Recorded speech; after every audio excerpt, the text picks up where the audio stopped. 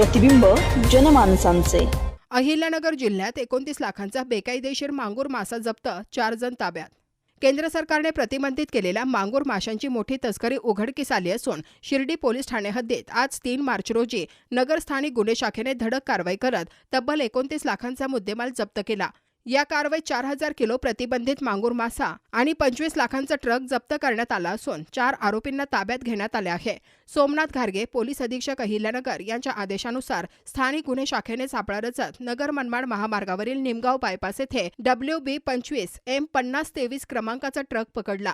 ट्रकमध्ये पश्चिम बंगालहून मुंबईकडे नेण्यात येणारा प्रतिबंधित मांगूर मासा आढळून आला। 4 आरोपी पश्चिम बंगाल येथील असून त्यांच्या विरुद्ध गुन्हा दाखल करण्यात आला आहे।